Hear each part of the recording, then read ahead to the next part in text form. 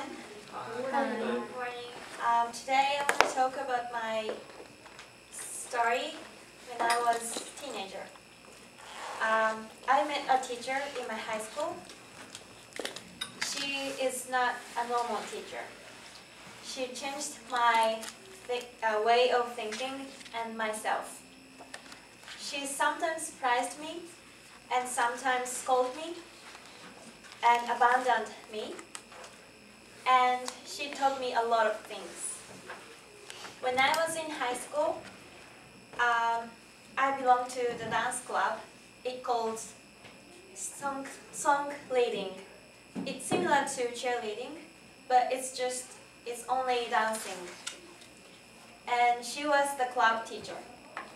Usually she was the school counselor, so many students who had problems or worries depend on her. She was very easygoing and gentle, so she was really popular in my high school. However, when she came to our practice, her personality suddenly changed. She was strict about everything, practicing, studying, our behavior, even our appearance. We were always taught that we had to be polite and neat as model students. Because we are cheerleaders,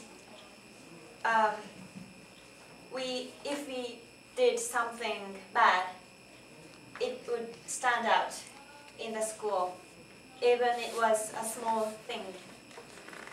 That's why she was always strict with us. It was quite difficult to accept.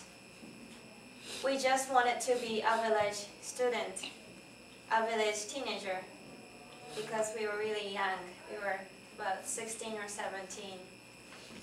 And since she was a counselor, she was a professional in leading students in the right way. I think she used different techniques for each student to lead them in the way that fit their personality. I am one of the students who was led by her. When I was in my second year of high school, I was the captain of our club. Of course, I had to manage the team and lead them and plan the practices. However, I didn't have any confidence in my skills, physical or mental. Because of that, I couldn't lead them. Even if I thought I was right, I couldn't say anything to them. So that affected my technique as well. So my skill was not good at the time. I couldn't do anything. And I was not qualified to be the captain. Finally, she called me to her room, and I was told to give up the position of captain. I really didn't want to give up. I knew that was my fault. So I apologized again and asked her not to make me quit the position of the captain. But she had ignored me in a whole week. The week was the worst time I ever had. But I had no idea how to deal with it. A week later, she opened her mouth finally and started to talk to me. She wasn't angry at me. She had noticed that I had been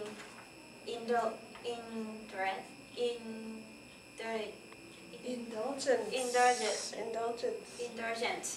So she was testing me to see how I would overcome the situation. In other words, she ignored me on purpose. It is easy is not easy for a teacher to ignore their students for a week. It must be very hard, and it was a hard time for her as well. I realized it later, though. Because of this experience, I became stronger than before. I know how to be a good captain and how to organize the team, or how to organize a group of people now.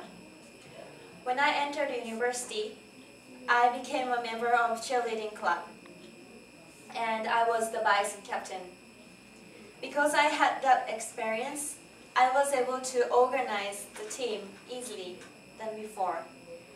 And also I was able to support my captain as well. The funny thing is that whenever I scold my team member who are younger than me, I said the same things to them that I was told by my teacher, unconsciously. I told them what I hadn't been able to understand when she told me.